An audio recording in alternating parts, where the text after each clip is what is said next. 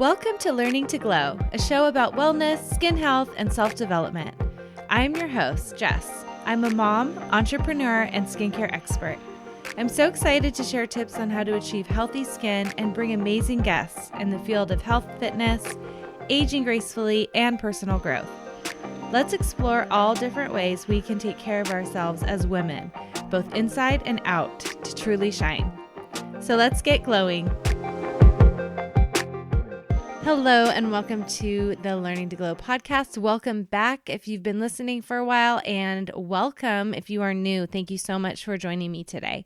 We have a really amazing episode today with Carol Brummel, who is a cancer survivor, breast cancer survivor, and mom of 2 boys. She has been sharing on Instagram, and now that she's gone through treatment and she's on the other side, she's now cancer-free. She has started to share her story and how she managed to get through it and some of the tools that she used to go through something as scary and stressful as cancer, especially as a single mom. So she mentions in the episode that in the past she's dealt with some trauma and was able to work with a trauma coach and a therapist. I loved how she shared about that because that is something that some of the things that she talks with her trauma coach about, she shared with us. And those are some really great resources. Carol and I actually grew up together. We lived about a street away from each other, and we were in the same Girl Scout troop. So we've known each other a long time, but haven't seen her in many, many years. And it was so nice to see that she has come out of on the other side and how she did it. And it wasn't all perfect and it was very, very difficult, but she is definitely helping others by sharing her story. So I'm so grateful that she was able to come on with us. I will leave her Instagram account in the show notes, so make sure to go check out Carol. And it is not too late to join our giveaway that we are doing. We are giving away a Simply Jess skincare product.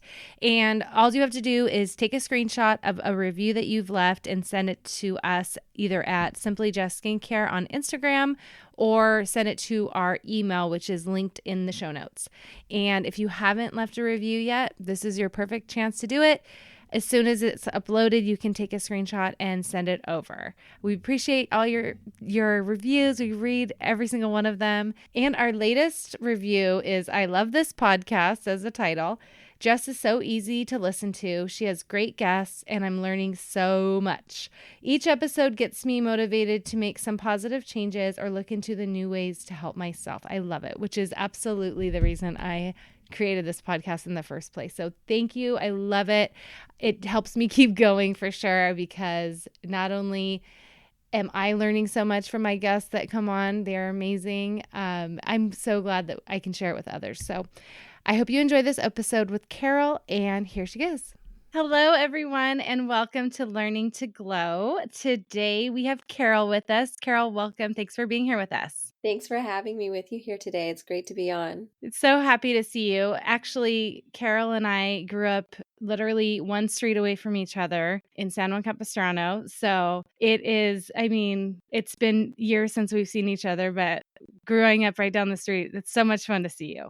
It is, and thank goodness for social media. I think it's so fun to see people who you might not because of social media. I mean, most people kind of grow up, go to high school, move on with their lives, and a lot of times we don't ever see each other again. So I love that social media keeps all of us still connected. Even if we don't physically see each other, we still get to know what's going on in each other's lives. That's right. Cool. I know. And we've been connected for a while on social media, which is so fun. So today I like to start off my episodes. If you could just introduce yourself, tell us a little bit about you, and we'll get into your story. Okay. Well, as you said, my name is Carol and I'm 46. I am a single mom. I have 2 boys. They are 15 and 13. And we were just talking about this a minute ago, how we both have boys and life is never boring in our household. So But I have back in 20, what year are we in? 2023. So in 2022, I was diagnosed with early stage breast cancer, and it was found very early, thank goodness. But my particular type of cancer required aggressive chemotherapy, and I had a double mastectomy. And I'm still going through maintenance treatments right now. I have another phase of reconstruction coming up here soon where they take out the temporary expanders and put the permanent ones in and do some other stuff to kind of make things look aesthetically pleasing. But I've been dealing with that for the better part of this year, along with raising two teenage boys. I also own my own business. So I'm so blessed I have the luxury of being my own boss and working from home. I highly recommend it to anybody out there. But otherwise, I feel like I'm just an average, 46-year-old woman who just wants to raise her family and just, do the right thing to grow myself emotionally. And I feel like right now with my children, we're in a really interesting generation of parenthood where I feel like our generation understands and recognizes the importance of having a mature emotional language. So teaching our children how to feel through their feelings and grow through their emotions so that they know how to respond and react as kind, mature adults later on. So my cat wants to be part of this conversation. She just I I have a cat and I have a dog as well. So that's like a lot going on in my house at all times, but that's just a little bit about me. I love that. I love what you said about the emotion part because I feel like we've learned so much as from like when we grew up to now as far as being able to understand that expressing your emotions isn't a bad thing. Like it's I don't know if you had this growing up, but a lot of people would hear like, don't cry, don't do that, don't like just shut it down, bottle it up. So it's nice that you have such awareness of that and you're able to show that to your kids and have them experience that type of parenting is such a gift. Well, I think it's really important because we are, I think, one of the last generations of children are seen, not heard. Don't cry, it's weak, especially not just girls, but boys, where we were raised in a generation where it's like, tough it up, suck it up, just keep going. And for me, it ended up being detrimental. I was in my mid 20s and I experienced a traumatic experience with the passing of my goddaughter. She was only 2 months old and I didn't know how to feel any of these feelings. And it ended up, I kind of had a little bit of a breakdown and I was in therapy for a very long time and worked through that, thankfully. But I learned kind of the hard way how ill prepared I was for dealing with real life emotions. When you're children, our parents do our best to kind of keep things happy and light, but that's not reality. That's not being human. That's not being an adult. So many circumstances happen that are beyond our control. And it's so easy to catch yourself, be caught off guard. And if you're not prepared, it can really affect not just your quality of life, but like your actual life itself, your work life, your social life. It can affect everything if you really aren't prepared to handle the punches that life throws at you.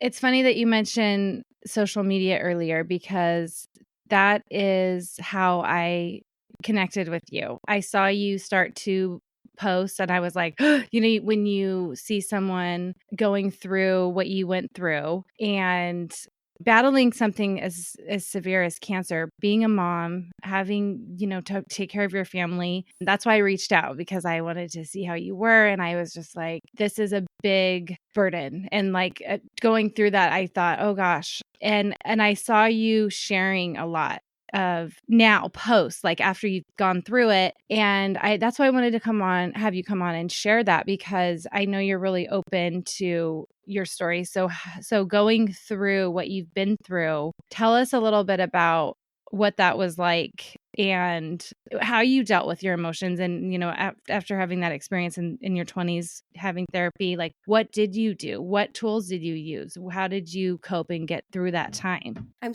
actually really glad you asked this because it's very, I go back to like my 20s when I, kind of had that first big life experience, and then I had my children and I had postpartum depression, and then I went through a really bad divorce. I'm still going through a bad divorce. So I've had a lot of these really stressful things happen. And one thing that I learned, or, hindsight is 2020, right, is fill the well before you need the water. That's like one of my favorite sayings is fill the well before you need the water. I work with a therapist and I also work with a trauma coach. I feel there's a need for each of them. A therapist to me feels like the textbook equivalent of doing therapy. You can talk things out and kind of just do the textbook approach. And a trauma coach to me is like the equivalent of a workbook. They understand where you're coming from, call you out on your stuff, give you tools and exercises and things to do to kind of get yourself out of that survival mode. So because I was already doing things like that to deal with everyday stressors, when I got hit with a cancer diagnosis, I wasn't thrilled for sure. And I certainly had to process and go through those steps and go through those motions. But I was already working with a therapist.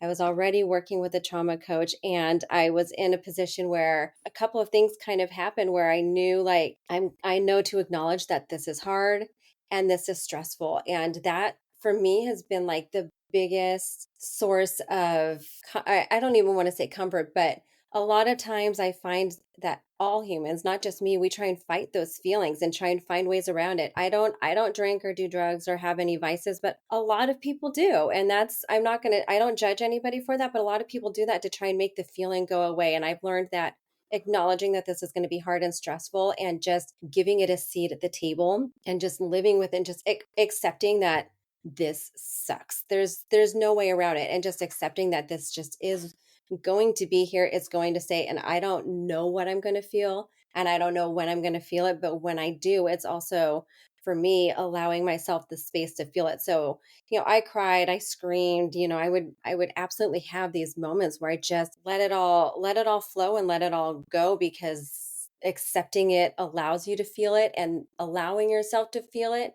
actually gets you through it easier than fighting that feeling. And a lot of us have this anxiety and we are running around trying to just ignore it and make it go away. So for me, I don't make it go away. I let it stay. I'm like, you get to live here. I don't like you. I don't like you. I don't want you to be here.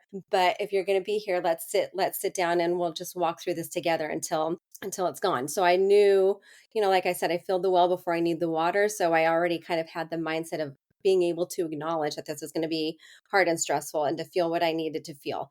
But I also knew well enough to know I can't do this alone and I need some help. I survived postpartum depression.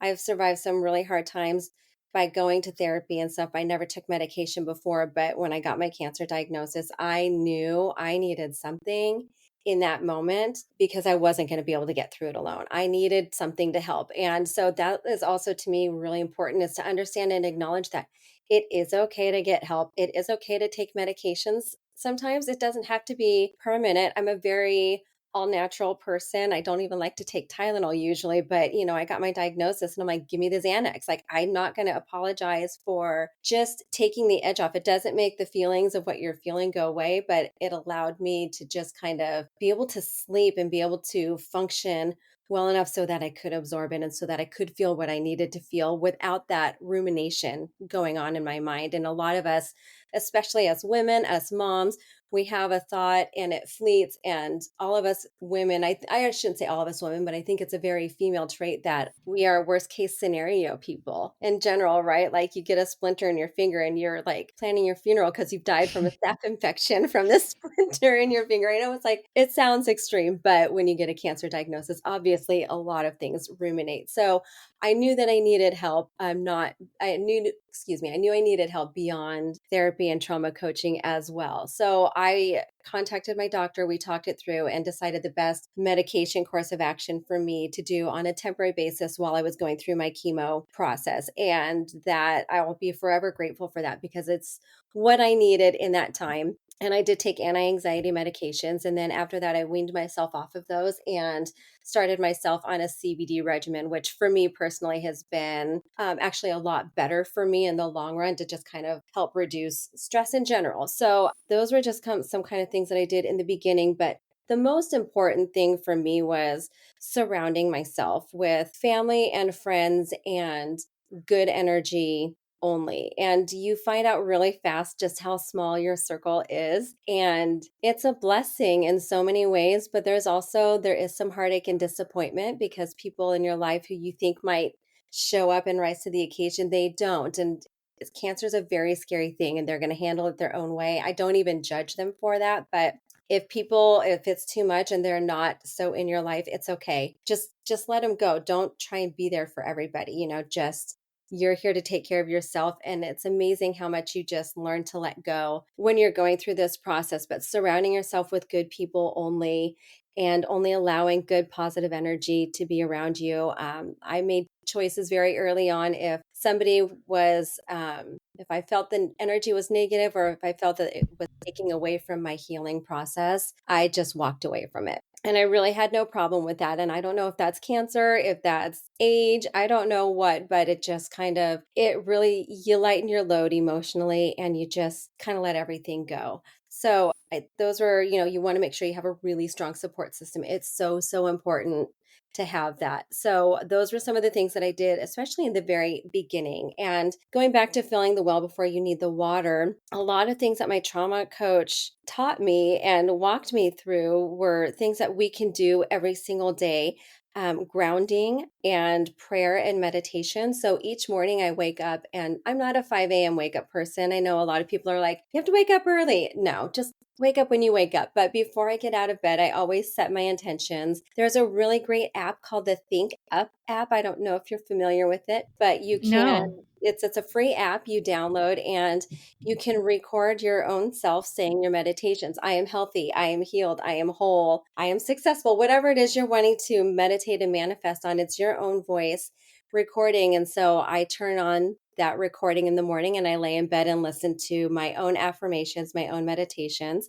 There's some nights I fall asleep to it and just let it play the whole night. So it's all of my positive affirmations going through my head, and it's my own voice. And any app that's free that can help with that, I'm all for. So the Think Up app has been really, really grateful for prayer and meditation, and that can look different for everybody. I'm a Catholic girl. I pray a lot of rosaries.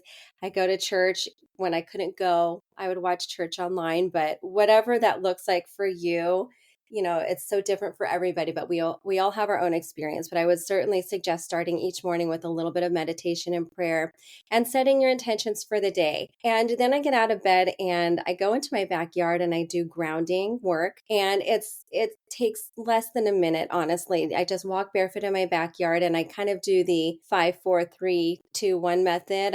I look for 5 things I can see, 4 things I can hear, 3 things I can feel, 2 things I can smell, and 1 thing I can taste. And I just kind of count that down and I say it out loud. Like, I hear the birds chirping. I hear my dog barking. And that first, I don't know what it is. There's some magic to grounding, but it sets my mind right. I think it's waking up all of our senses and kind of tapping into all cylinders in our brain, I suppose.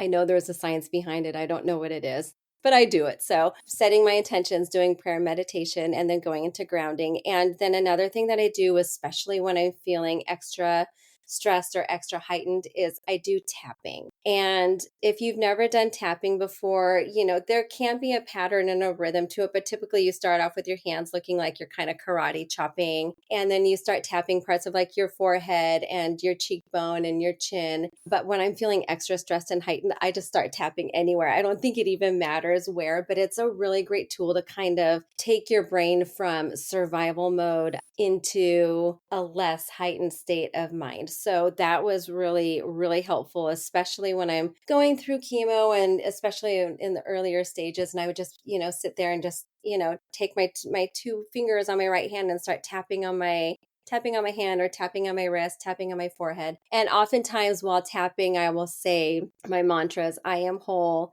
I am healed, I am surrounded by God's light and love, or it's like, I know this sucks right now, but this is temporary. And you can choose the same pattern of how you tap, and you can choose to say the same things at all times, or you can just do whatever feels right for you in that very moment. Because I know when we're in a heightened state of mind, sometimes it's hard to remember a certain pattern or routine. So it's like, if you just know, okay, just start tapping, that's perfectly okay. It helped me tremendously while I was going through that.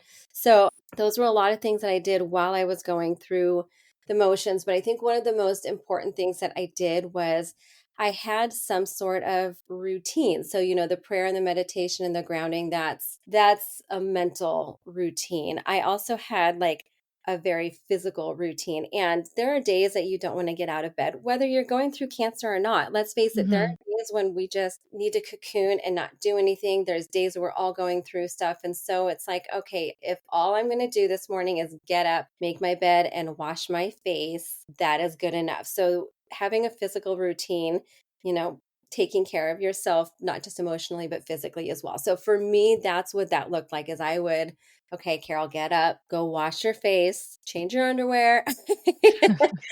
And if that's all even if you put on your old clothes, it sounds really silly, but just doing a few concrete things and just go downstairs and have a cup of tea. And even if you only accomplish that and crawl back into bed today, you've done something that's physically good for yourself. You've done something to physically take care of yourself, because that's the thing about being an adult that nobody tells you, is that you're fully in charge of taking care of yourself. And so I was really grateful that I had already had a lot of these routines in place. I already knew what tapping and grounding was. I already had a really good skincare routine and little things that became therapeutic for me during the process. I would even wash my hair, even though I really only had like 5 strands of it, So just little things that make you feel like you and keep you connected to who you are at your core is really important when you're going through something that feels almost impossible, because you do go into survival mode when you're dealing with cancer and you're going through chemo, and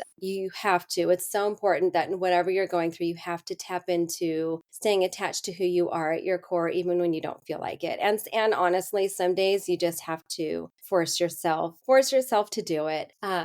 The third kind of thing that I did was I made sure that I kept my body physically as healthy as possible. And I was already a really healthy person coming into this. So, you almost have to prepare your mind and your body as though you're already sick, which probably sounds a bit like ominous, but I had no symptoms. I did not know I had cancer.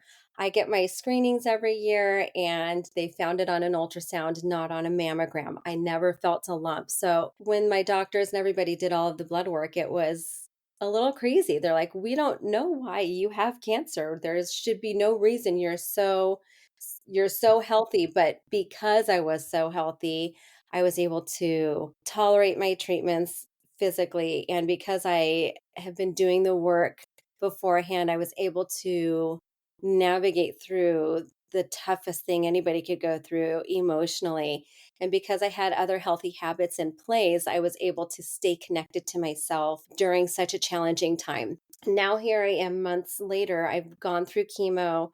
I've had the first phase of surgery, and now I'm in what they call the maintenance portion of the program. And now I'm starting to really digest everything that just happened. And now I'm able to look back and say, okay, did I really just go through that? Did I really have cancer? And I'm so grateful I'm cancer free, thankfully. But because I had all of this, I had like a toolbox. I had this like arsenal full of physical, mental tools that really helped me to get through that process. So I would really say, like, the biggest takeaway, if anybody's taking anything away from this, is fill the well before you need the water. Learn these tools, kind of put these things into place. Take care of your body physically, so that if you do get a cancer diagnosis or some other illness, that your body physically can handle and tolerate the treatments. And take care of yourself mentally. You don't necessarily have to see a trauma coach or a therapist. That was what felt right for me. But do things for yourself every single day so that you can navigate through it. God forbid you have to. You had so many tools like going into this, which is, I feel like, not the norm. So kudos to you for having that in store and place. And you really had that, like you said, that toolbox of places that you can go, that you could really care for yourself in there. And obviously that can't happen every day. When I first started my wellness journey, I had already been in the skincare industry for years, working on client skin and as an educator for multiple skincare brands. When I learned about how the toxins in our personal care and beauty products could have a negative impact on our health, I knew I needed to make a change. I was used to the result-driven products that I was working with, and I was not happy with the natural products on the market at that time. Although they were safer and cleaner, they did not meet my expectations for results. I created Simply Just Skincare to deliver the results my clients demanded from their products while using natural, toxin-free ingredients. You can check out my clients' results and reviews on my website, simplyjustskincare.com. In 30 days, my clients have reported more hydrated skin, less appearance of fine lines and wrinkles, and more of an overall glow. Our top sellers include our Repair Toner, our Hydrating Undo Serum with hyaluronic acid, and more. I am offering my listeners 20% off their first order with code PODCAST. Check it out in the link in my show notes to get glowing today. There was something that I saw online, and it was like a menu, like kind of a self-care menu. And it was like, what can I do this morning to start my day? Because I can't do all of the things. I can't meditate, do this, do that. Maybe I don't have time for that. Maybe I don't have the energy for that. But maybe I can pick a couple things that can help me set up my day. And I think especially when you're going through treatment, I'm sure there was plenty of days where you're like, I'm want to just stay in bed. Like I am set.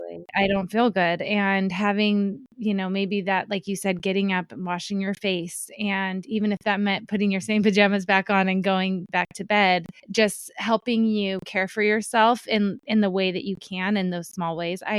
You had shared so many amazing ways to take care of yourself and to check off those little self-care items. And I loved the grounding piece. One thing that I've just talked about this on my podcast is getting sunlight. So, you're outside, you're grounding, you're going through your sensory checklist. I've never heard that method, 5, 4, 3, 2, 1. That's amazing. But you're also like getting the sun on your face. And like, that's just like so many positives in just one thing of just grounding. There's so many different benefits just there. And there is so much science behind grounding. That's another thing that I'm really interested in right now and learning more about, because that's not something that I was familiar with before, but it's really powerful, the grounding piece. And it's very powerful. And to piggyback off of that, when I'm grounding, one thing, it's very interesting. And this is just me, in my opinion. I don't wear sunglasses when I go outside to do grounding. And a lot of times, unless the sun is shining right in my eyes, I stopped wearing sunglasses quite a bit. And I have noticed a huge shift in how I feel overall. So I don't know if there's like a science behind sunglasses blocking the rays in our serotonin and melatonin. I know all of this is connected somehow, but when I go out and ground in the morning, I don't wear sunglasses, and I make sure that I go out at least 10 minutes a day without my sunglasses on. But like you were saying, I do have a toolbox full. I don't do every single one of these every single day. And that's, I guess, something that should be kind of, I don't know, touched on just a little bit, is don't pressure yourself to do every single thing every single day. Like you said, it's like, I don't have time to meditate or this or that. And some days you just don't feel like doing it, and it's okay. But if you do just like one or two, it will make you still feel a little bit accomplished. But don't overwhelm yourself trying to do every single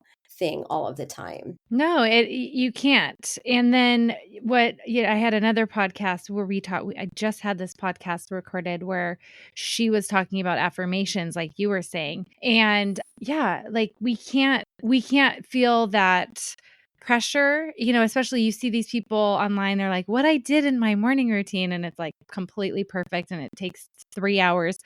And that will just stop people. It's not realistic. I can see people watching that and say, I'm not going to do any of that because I don't have time. If it can't be perfect, I'm not going to do it. Whereas, pick a couple things that serve you for that day or what you need the most, and don't feel the pressure, because then you'll still get so much benefit. And I want to also mention what you said about the sunglasses for grounding, because this is something that I'm really doing a lot of research on right now. It is true that I bet you that is what your assumption is true, because our eyes are part of our brain.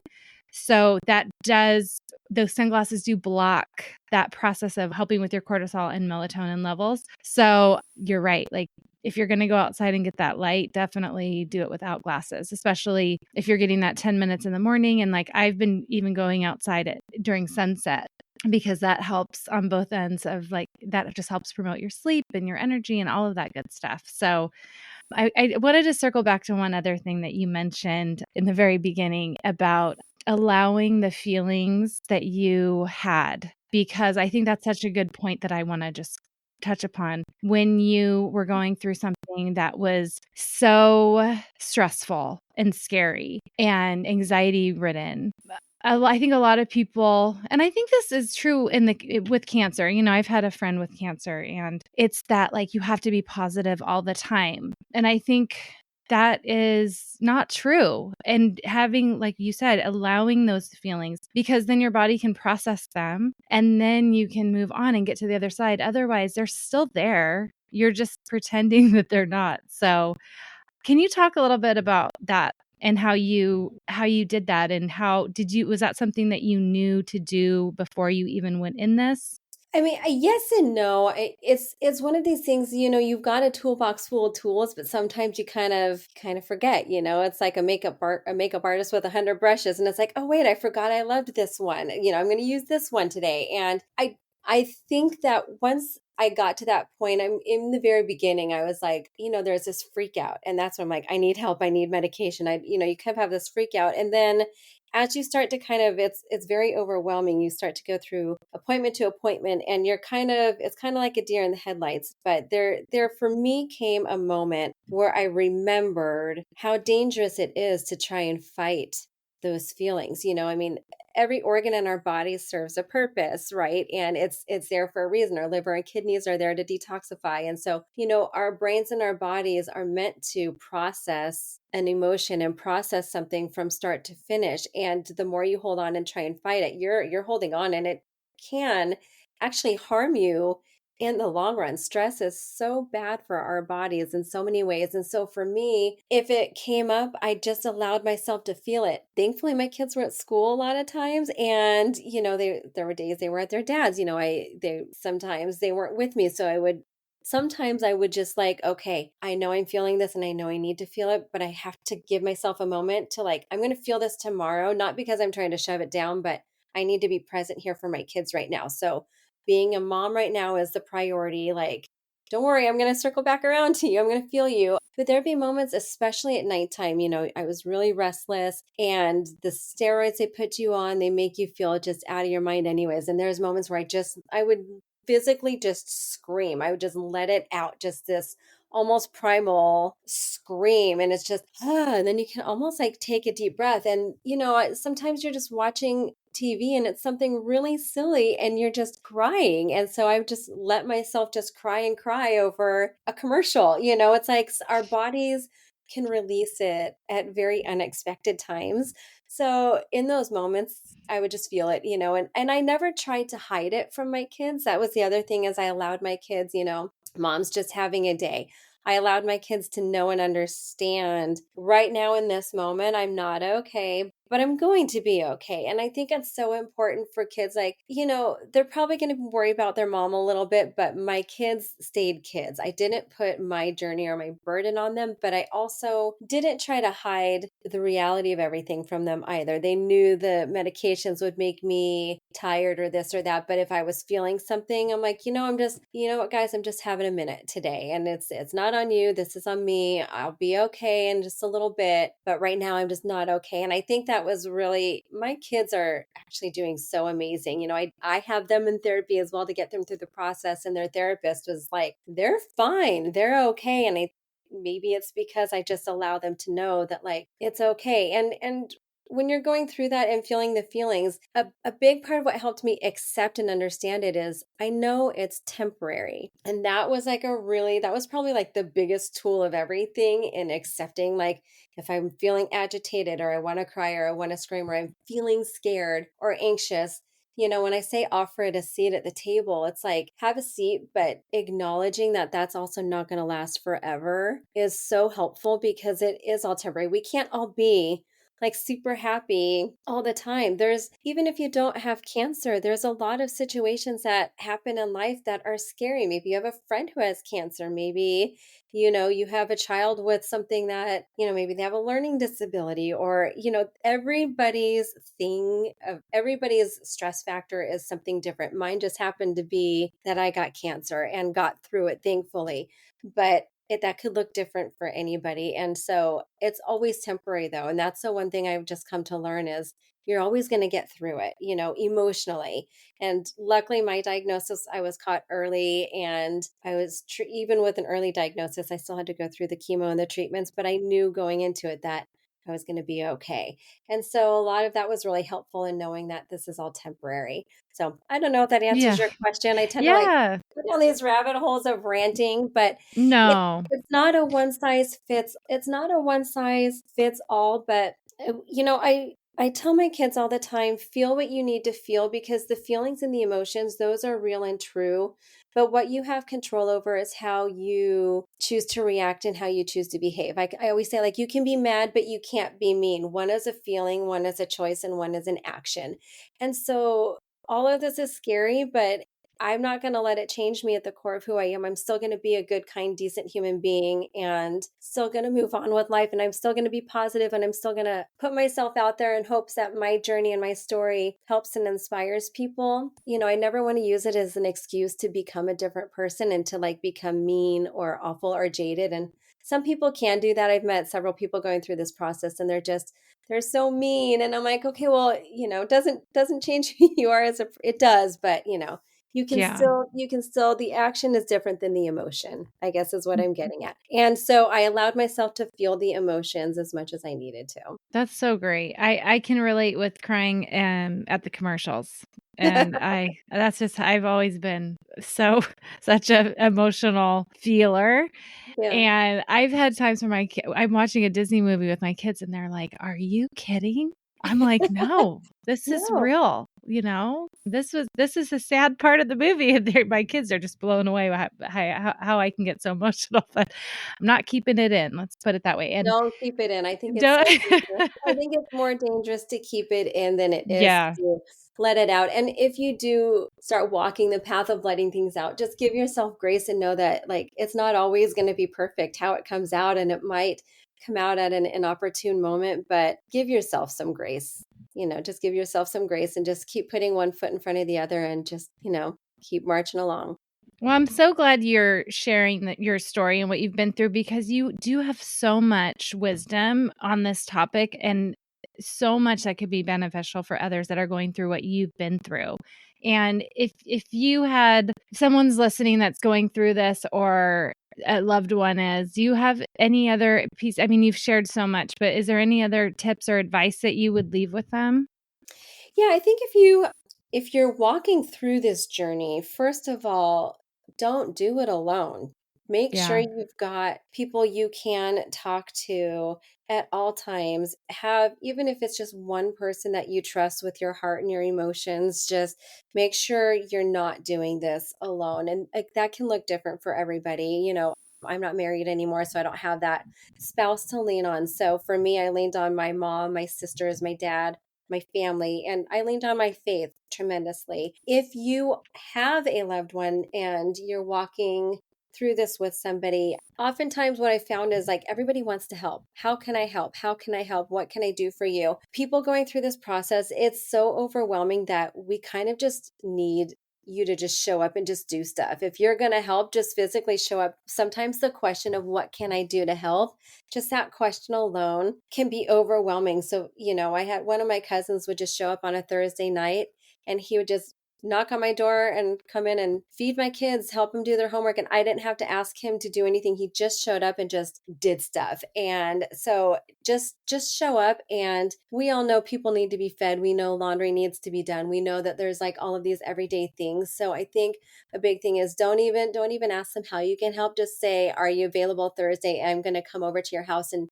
do your laundry, or I'm going to come over and do your dishes for you, or can I send you a DoorDash gift card, or just something. I think it's just telling them what it is you're offering to do is so much easier for us as the patients to absorb and navigate versus what can I do? Because we're so overwhelmed that oftentimes we just don't even know, because we don't even know what we need for ourselves, let alone like, I don't know, I probably have 6 weeks worth of laundry, so I'm just kind of. That's such great advice. I mean, especially a lot of times it's hard for somebody to say, well, I need this or I need that, even if they did know.